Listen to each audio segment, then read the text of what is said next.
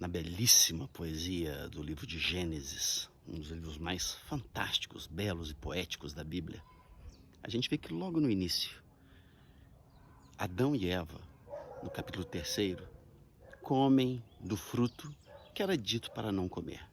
Fizeram uso da liberdade que tinham. Fizeram uso do livre-arbítrio. Eles tinham uma orientação. Não comam. Não fará bem. Não será bom para vocês. Mas usaram do livre-arbítrio, da liberdade, comeram.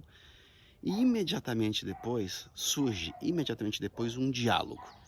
Deus aparece caminhando por um jardim e eles se escondem. Adão e Eva se escondem e Deus fala assim: Adão, cadê você?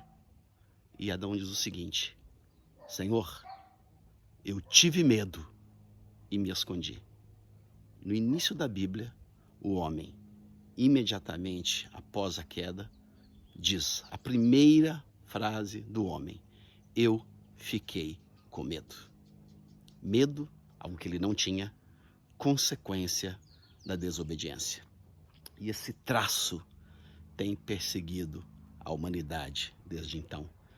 Nos demais livros da Bíblia, desde então, a expressão não temas, não tenha medo, aparece várias vezes. Deus teve que falar para Abraão: Abraão, não tenha medo. E também para seus descendentes, Isaac, Jacó, não tenha medo. E depois teve que falar para Moisés: Moisés, não tenha medo, Moisés, não tenha medo. E depois o substituto de Moisés, Josué, Josué, não tenha medo, ser forte e corajoso. E Deus vai dizendo: não tenha medo, não tenha medo, não tenha medo. Não é a nossa natureza normal ter medo. Isso vem como consequência da desconfiança, da falta de fé, do que nós não sabemos o que acontecerá, daquilo que foge do nosso controle, da falta de fé em Deus, medo da vida, medo do amanhã, medo de um monte de coisas. No livro de Salmos, aparece mais de 60 vezes: não tenha medo. E Jesus, que abandonou alguns discursos religiosos, ele não abandonou essa expressão tão importante para o ser humano. E se Jesus disse tantas vezes não tenha medo, é porque ele sabia que o medo é uma das desgraças que assola a alma humana, diminui a nossa qualidade de vida e impeça que caminhemos livremente neste planeta. Porque o medo paralisa. Em vários discursos de Jesus ele disse: não tenha medo. Mas eu quero destacar um deles, no início de Mateus, quando ele disse: não andem ansiosos, cuidadosos, preocupados, amedrontados com o dia de amanhã. Não vos preocupeis com o dia de amanhã, não ande ansiosos com o dia de amanhã. O discurso dele é um discurso do jeito que eu gosto. Ele é realista e cheio de esperança. Mas por que realista? Porque no fim desse discurso, quando ele diz para não temer, porque Deus cuidará de todos, ele termina dizendo o seguinte: basta para o dia de hoje o seu próprio mal. Basta para o dia de hoje as preocupações de hoje, os cuidados de hoje. Hoje nós já temos com o que nos preocupar, hoje nós já temos que trabalhar, hoje nós já temos as questões do dia a dia. Então ele traz um discurso realista. Ele fala: sim, existem problemas, mas bastam os de hoje. Não andem ansiosos com o dia de amanhã, preocupados com o dia de amanhã, porque o dia de amanhã trará os seus próprios cuidados, suas próprias preocupações, suas próprias novidades. As coisas de amanhã virão amanhã. Não andem ansiosos e não temam.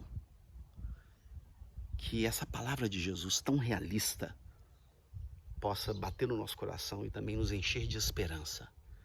Jesus disse várias vezes: não temas. E que a sua vida possa ser assim no dia de hoje. Não temas. Não tenha medo. Não tenha medo do Covid-19. Não tenha medo das catastróficas consequências econômicas que possivelmente virão do Covid-19. Não tenha medo do dia de amanhã. Não tenha medo. Hoje nós já temos os nossos cuidados, os nossos trabalhos. Amanhã será amanhã. E nesse contexto, Jesus ele nos dá uma promessa. Não vai faltar comida e não vai faltar roupa. No contexto desse capítulo ele diz: não andeis ansiosos, porque os pássaros têm o que comer e não plantam, porque os lírios têm o que vestir e não tecem, não fabricam roupas. E não valem vocês mais do que pássaros? Não valem vocês mais do que a flor do campo, a relva que hoje existe, amanhã já não existe mais? Ele diz: não vale mais a vida do que a comida? Não vale mais o corpo do que a roupa? Então, ele diz para nós não temermos, ele diz para nós não ficarmos ansiosos e ele traz essa promessa. Não vai faltar comida, não vai faltar roupa, não vai faltar o essencial. Não temas, não temas e não fique ansioso nem ansiosa com o dia de amanhã. Deus te abençoe.